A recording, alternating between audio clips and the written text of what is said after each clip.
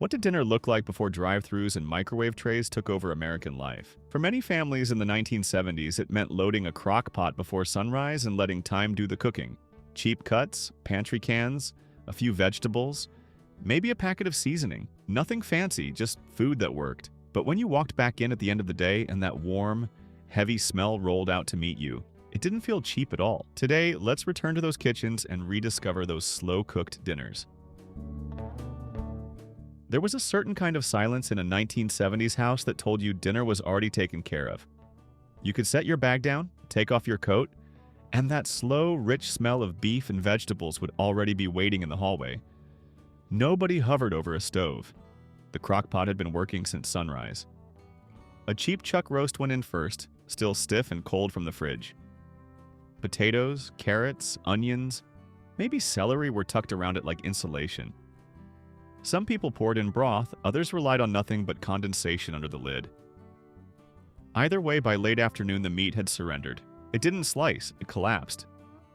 What made it feel so comforting wasn't just the food, it was the timing. You didn't stand there stirring or checking. Life happened. School, traffic, long shifts, while the pot did the watching for you. And when you came home, the house smelled like someone had been tending the meal all day, even if nobody had stepped foot in the kitchen since morning. For working families in the 1970s, that pot roast wasn't just dinner. It was proof that convenience didn't have to taste like compromise. Not every cut in the butcher case was meant for company. Round steak was the kind of meat families bought when the paycheck had to stretch, not when guests were coming over. It was lean, stubborn, and cheap, which is exactly why the crock-pot made sense for it. Before it ever touched the slow cooker, people beat it into submission with whatever was in reach. A rolling pin, the back of a spoon, even a jar. A dusting of flour helped it brown and thicken later. Then it disappeared under a blanket of tomatoes, onions, peppers, and celery inside the pot. The clock did the work nobody had time for. Hours later, what began as a tough economy cut had turned into something fork tender, swimming in a red gravy that clung to mashed potatoes or egg noodles. Church cookbooks passed this one around like quiet insurance against a bad month. It wasn't glamorous, and it never tried to be. But for the families who leaned on it, Swiss steak delivered exactly what they needed. A hot plate, a full stomach, and no guilt about the grocery bill. Some slow cooker meals in the 1970s weren't about surviving the week. They were about feeling a little elevated without spending like it. Beef stroganoff was that kind of dish. It had the personality of a company dinner but the workload of a weekday. Chunks of beef went into the crock pot with onions and canned mushrooms. Nothing fancy, nothing hands-on. The low, steady heat coaxed out tenderness without supervision. Near the very end, a generous spoon of sour cream slipped in and turned the broth silky, turning an ordinary pot into something that felt like it came from a white tablecloth restaurant. Served over egg noodles, it looked like more effort than it really was. And that was the whole magic. For many households, this was the dish you brought out when you wanted dinner to feel like something more than fuel. When you wanted to remind yourself that even with bills, shifts, and tired nights, you could still sit down to something that tasted like a small reward. Game days, church basements, block parties. Chili was the one crock-pot dish that could show up anywhere and belong. It wasn't delicate, it wasn't fussy, and nobody needed a recipe card to recognize it. Ground beef browned in a skillet first, then tipped into the slow cooker with canned tomatoes, kidney beans, and that little packet of chili seasoning that guaranteed the right balance without guesswork. As it simmered for hours, the sauce thickened, the spices mellowed, and the whole house picked up that deep, savory scent that made people lift lids even when they weren't supposed to. What made chili different from the other slow cooker staples was its personality. Every household had a rule: beans or no beans, cornbread or spaghetti, mild enough for kids or bold enough to make someone wipe their forehead. And leftover chili never stayed plain. It turned into chili dogs, Frito pie, nacho dip, lunches for tomorrow. Among the early crock-pot classics, chili wasn't polite, but it was social. It fed a crowd, started arguments, and always disappeared. Which one showed up most often in your house? Pot roast, Swiss steak, stroganoff, or chili. Type the name of the dish you remember first. If there was ever a slow cooker meal that made a house feel like someone's grandmother still lived there, it was chicken and dumplings. Not the restaurant kind, the home kind, where a whole chicken sat in broth all day, turning the kitchen into a warm, humid cloud of comfort. Nothing about it was fancy. The chicken went in whole, sometimes with nothing more than salt, pepper, and a bay leaf. Hours later, the meat surrendered from the bone without being asked. Near dinner time, biscuit dough, torn straight from a tube or pinched from scratch, was dropped in to puff and soak up flavor. A can of cream of chicken soup or a splash of milk often finished the pot, turning it thick and spoon-soft. For people who grew up with this dish, it wasn't just food. It was a reminder that shortcuts didn't have to erase heritage. The Crock-Pot made it possible to bring a Sunday dish to the table on a weeknight without standing over a stove or stirring anything but memories. This was the kind of dinner that proved two corporations could change the way America ate without ever stepping into a kitchen. Rival made the pot. Campbell's made the shortcut. Families made the habit. Pork chops, not thick and premium, just whatever the budget allowed, were laid into the crock-pot and drowned under a can of cream of mushroom soup. No browning, no measuring, no technique. By the time evening rolled around, the chops were so soft they barely held shape, and the sauce had turned into a gravy that tasted far richer than the ingredients deserved. This wasn't a recipe people bragged about. It was one they relied on. You could put it together half awake before work and still come home to something that tasted slow and careful.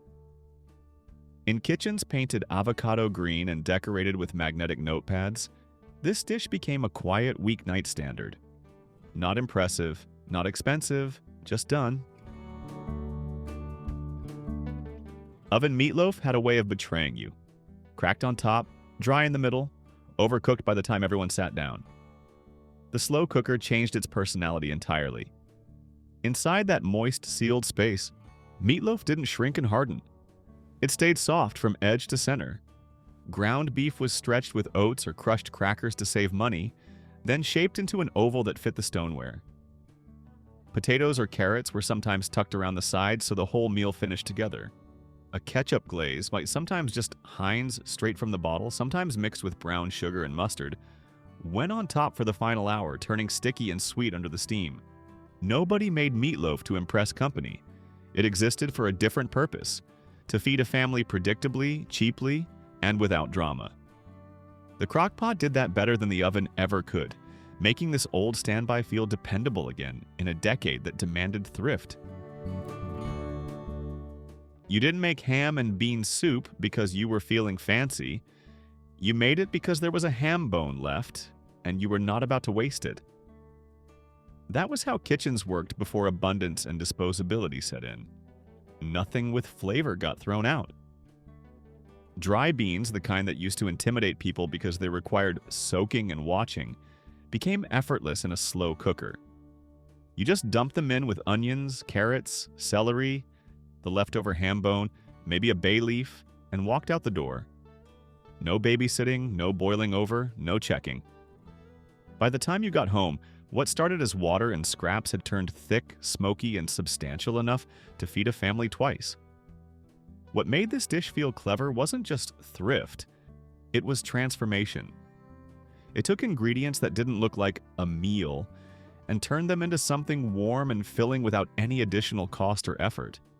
And in a decade when grocery prices climbed and paychecks didn't, that kind of quiet victory mattered. Some people remember the soup itself. Others remember what came with it. Cornbread on the side, cracked pepper on top, or the pride of knowing you stretched one ham into 3 different dinners. In homes that learned to survive without waste, this wasn't poor food. It was proof that nothing useful was foolishly thrown away. Some slow cooker dinners were made for comfort, but sloppy joes were made for chaos. The chaos of kids running in and out, ball practice, homework, late shifts, and nobody eating at the same time. This was the meal that allowed dinner to wait without punishment. Ground beef was browned ahead of time, then dropped into the crock pot with a sweet, tangy sauce. sometimes homemade, often straight from a can of manwich with a little brown sugar or mustard stirred in. The longer it sat, the thicker and deeper the flavor grew. A pile of soft hamburger buns nearby turned it into an assembly line that worked for any schedule. You could eat at 5 o'clock, someone else at 6:30, someone else at 8 o'clock. And nobody felt like they were eating leftovers. Magazines sold this meal with pictures of smiling children and calm mothers, but the truth is, sloppy joes were survival. Cheap, filling, forgiving, and kid-approved. They fed after-school hunger, teenage appetites, unannounced guests, and the kind of nights where everyone walked in the door at a different hour. In a decade when evenings were no longer slow or synchronized, sloppy joes gave families permission to eat in shifts, without guilt, without waste, and without losing that feeling that the house was still, somehow, eating the same dinner together. If chili was the social food for casual crowds, Swedish meatballs were the slow cooker's answer to "company is coming." They didn't look homemade. They looked prepared, intentional, almost elegant for something that required so little work. Frozen meatballs went straight into the crock pot with broth or canned gravy, sometimes both. Hours later, a spoonful of sour cream stirred in at the end transformed the sauce from brown and thin to silky and rich.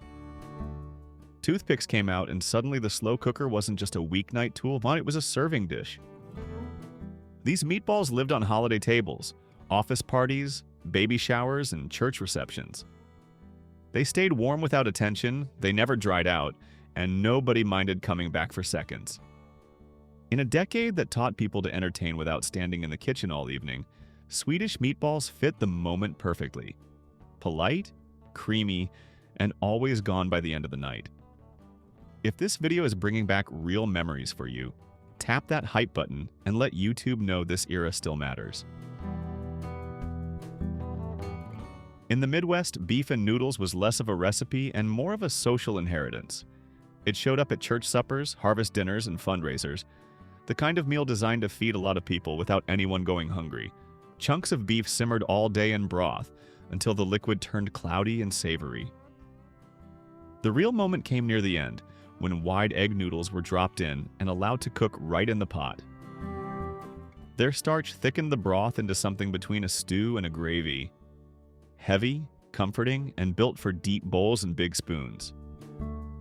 Some cooks added peas or canned mushrooms to make the pot stretch even further. Unlike chili or stroganoff, this dish didn't aim for flair, it aimed for fullness. It was built for cold weather, long tables, and the kind of nights when nobody left the house until every last ladle was gone. Not every crock-pot meal looked pretty, but stuffed peppers did. They came out of that slow cooker standing like little green towers, glossy and soft, filled with whatever a family could afford. Usually ground beef, uncooked minute rice, tomato sauce, and a pinch of Italian seasoning. It was one of the few slow cooker dinners you could set directly on the table without apology. What made this dish feel special wasn't the ingredients. They were pantry staples. It was the presentation. Even in an avocado green kitchen with laminate counters and a Tupperware bread bin, stuffed peppers looked like a real meal. Department stores knew it too. Sears and JCPenney sometimes demonstrated crock-pots with stuffed peppers because they drew crowds. People could see the finish before tasting it. As the peppers slowly collapsed inward, the rice inside swelled with sauce and juice until the filling became one cohesive bite. They didn't need carving, they yielded. And unlike casseroles or stews, everyone got their own individual portion, something that made weeknight dinners feel a little more formal without adding any work. In a time when shortcut ingredients were becoming normal, stuffed peppers offered the illusion of effort, proof that a dinner could look thoughtful even when the morning prep took less than 5 minutes. Before the slow cooker, this was a once-a-year project. A pot watched all day for St. Patrick's Day or a Sunday gathering. The crock-pot turned it into a weeknight possibility. A brisket went in first, spice packet dumped over the top, then wedges of cabbage, potatoes, and carrots packed in around it. Left alone for hours, the brisket relaxed the way only low heat can, slicing into tender slabs instead of fighting the knife. The vegetables absorbed the salty, spiced broth until they tasted like part of the meat itself. And because the slow cooker didn't boil anything to death, nothing fell apart before dinner. Once this dish became hands-off, it slipped out of holiday status and into rotation, especially in households that stretched leftovers into sandwiches or hash. Tradition survived not because people had more time, but because the slow cooker made it possible with less. Did corned beef and cabbage ever show up in your house outside of St. Patrick's Day? Or was it only a holiday thing for you? In some parts of America, especially Pennsylvania, Ohio, and the Midwest, pork and sauerkraut on New Year's Day wasn't a choice. It was insurance. Pork meant progress, a pig roots forward, never backward. And long strands of kraut were said to bring long fortune. The slow cooker made sure no one missed the tradition just because modern life got busier. A pork roast went into the crock pot with canned sauerkraut, sometimes an apple or a bit of brown sugar to soften the edge. By the time the day's errands or church services were over, the meat pulled apart easily and the kraut had mellowed into something both tangy and warm. No pot had to be watched. No timing had to be perfect. What kept this dish alive wasn't just superstition, it was convenience meeting heritage. Families who might have skipped the tradition because they didn't have hours to babysit a stove could now keep it with almost no effort. And for many who grew up in those households, the smell of pork and kraut simmering isn't just food memory. It's the smell of the first day of the year. Some meals fed the body. This one promised the future. If there was a starter recipe for new brides, first apartments, or anyone unsure in the kitchen, this was it. Chicken and rice casserole in the slow cooker was foolproof by design. You almost had to try to mess it up. Uncle Ben's converted rice was poured into the bottom, raw chicken went on top, then a can of cream soup, chicken, celery, or mushroom, plus a splash of water or broth. No browning, no chopping, no whisking. By dinner time, the rice had swollen with flavor from the chicken, and the soup had turned into a creamy blanket that tied the whole pot together. This wasn't a show-off dish, it was a confidence-building one. PTA cookbooks and Junior League collections put it on page 1 for a reason. It worked every time, it stretched $1, and it didn't demand skill or supervision. In a decade when more women were working outside the home and still expected to put dinner on the table, recipes like this didn't just feed people. They kept new cooks from burning out. It tasted simple. The relief behind it was bigger than the food. For a lot of Americans, Salisbury steak carried the memory of TV dinners. The foil tray, the divided compartments, the little brownie that never baked right. But when the same idea moved into a slow cooker, it lost its frozen aisle reputation and became real food again. Ground beef was shaped into thick oval patties and nestled into the crock pot with canned mushrooms and brown gravy. No searing, no preheating, just time and steam doing the work the oven never did well. Hours later, the patties weren't dry or crusted like the frozen ones. They were soft, soaked with sauce, and closer to restaurant meat than cafeteria nostalgia. People didn't make Salisbury steak because they were trying to impress anyone.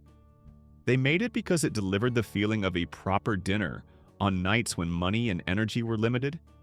Served over mashed potatoes or egg noodles, it took something associated with convenience foods and gave it dignity again.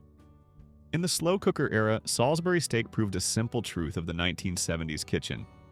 The same ingredients could feel cheap or comforting depending on how they were treated. And the crock-pot was the difference. Before canned soup became the default, there was a version that tasted like someone had stayed home to make it. The slow cooker made that possible again for families who were gone all day. A whole chicken went into the pot with carrots, celery, onion, maybe a bay leaf. Nothing complicated. Hours later, the meat slid off the bone and the broth turned golden without anyone skimming or stirring. The key was patience with the noodles. They didn't go in until the very end, just long enough to soften without dissolving. That one step separated real soup from the soggy canned kind people had lived on for convenience. The first scoop from the pot carried that quiet pride. This tasted like care, not compromise. For many, chicken noodle soup wasn't just a meal. It was medicine, weather insurance, and childhood security in a bowl. It showed up when someone was sick, when the house felt cold, when money was tight, or when comfort mattered more than creativity. The Crock-Pot didn't invent the soup, it preserved the ritual. It made it possible to serve something old-fashioned in a new-paced world, without losing what made it feel like home. Some slow cooker dishes became famous not because of grandmothers, but because of grocery aisles. Beef tips and gravy was one of those recipes born from a packet, specifically the blue and silver envelope of Lipton onion soup mix that sat in nearly every pantry by the mid-1970s. Stew meat or cubed round steak went into the crock pot with water or broth and a sprinkle from that packet. Sometimes mushrooms or onions were added, but the real star was thyme. As the hours passed, the seasoning dissolved and thickened, turning cheap beef and liquid into a glossy, savory gravy that clung to every bite. Poured over mashed potatoes, rice, or egg noodles, it tasted richer than its ingredients justified. Lipton didn't just sell a product, it sold reassurance. Magazine ads promised company-worthy flavor from a shortcut, and recipe cards slipped into grocery bags made sure households tried it at least once. For many, this was the moment they realized the slow cooker could produce something that tasted prepared on purpose, not improvised on a budget. It wasn't the meat that made this dish memorable. It was the feeling of getting a restaurant-style dinner out of 3 motions, and a packet you could grab with your eyes closed. Before countertop smokers and backyard pellet grills, most families had only 2 ways to get real pulled pork: drive to a barbecue joint or spend all day tending a hot pit. The slow cooker offered a third option, one that didn't require fire, supervision, or good weather. A pork shoulder went in whole, sometimes with just a bottle of BBQ sauce, sometimes with cola or apple cider vinegar added for depth. The lid went on, and the house went quiet. By late afternoon, the meat shredded with nothing more than 2 forks, soaking up whatever sauce it sat in. Piled onto soft buns, it delivered the taste of a cookout without smoke, sweat, or sunlight. This dish became the centerpiece for graduation parties, block gatherings, church socials, even weeknight dinners when a crowd needed feeding. The Crock-Pot didn't try to mimic a smoker, and it offered an alternative. The same payoff, none of the labor. For families who lived in apartments, cold weather states, or houses without a grill, slow cooker pulled pork felt like cheating in the best possible way. Like getting something you weren't supposed to have on a Wednesday. No dish from the first slow cooker boom explains the 1970s better than this one. Sweet grape jelly and Heinz chili sauce sound like a prank on paper, yet in a crock pot they turned into the unofficial party food of the decade. Frozen meatballs went in, the 2 jars were poured over, and the pot was left alone until the glaze turned glossy and thick. These meatballs didn't belong to any nationality or tradition. They belonged to gatherings. They appeared at wedding showers, office potlucks, open houses, and Christmas parties. You didn't plate them, you served them right from the crock pot with toothpicks. People kept returning not because they were elegant, but because they were impossible to stop eating. The recipe spread the old-fashioned way. Handwritten cards tucked into PTA bulletins, clipped magazine pages taped to fridge doors, neighbors copying it over the phone. It wasn't ironic or kitschy at the time. It was loved without apology. And for many people, one bite of that sweet, tangy glaze is enough to bring back an entire room full of laughter, polyester, and folding tables covered in Pyrex. Some dishes define a cuisine. This one defined a decade of gatherings. Have you ever tasted those grape jelly party meatballs? And be honest, did you go back for seconds? There was something unmistakably weeknight 1970s about a crock of beef stew working in the background while the house sat empty. Not the glossy restaurant kind. The home kind, with big uneven chunks of beef, potatoes, carrots, onions, and maybe a bay leaf somebody tossed in without measuring. It wasn't elegant, but the smell that filled the air by late afternoon didn't need decorating. The slow cooker did what the stovetop never could. It turned time into an ingredient. Tough beef loosened its grip and melted into the broth. The vegetables softened without collapsing, and the gravy thickened itself while nobody watched. You didn't check it, you didn't stir it, you trusted it. Beef stew in a crock pot wasn't about impressing anyone. It was about coming home to something warm that asked nothing from you except a bowl and a spoon. In an era of rising prices and long commutes, this was the kind of meal that stretched modest ingredients into security. The edible reassurance that no matter how loud the world outside got, dinner would be waiting. Split pea and ham soup was one of those meals that proved the slow cooker could turn scraps into something that felt intentional. It usually started with the ham bone left from Sunday dinner, still clinging to bits of meat that weren't worth carving but were far too valuable to throw away in a 1970s kitchen. Dried split peas went in without soaking, a miracle to anyone who grew up watching beans on the stove all day. Along with carrots, onions, celery, a bay leaf, maybe a shake of black pepper, the whole pot was left alone until the peas surrendered and the broth thickened into something closer to a meal than a soup. By evening, the ham bone had given up everything it had, leaving behind smoky depth and small pieces of meat that surfaced with every ladle. What made this dish special wasn't its recipe, it was the philosophy behind it. Nothing wasted, nothing rushed, nothing fancy, yet nothing accidental. In a decade when groceries cost more than people like to admit, split pea and ham soup turned leftovers into pride, not compromise. For many families, this wasn't poor food. It was the taste of a house that refused to waste what it had. Finally, goulash was one of those dishes that made the slow cooker feel a little worldly without asking for anything exotic.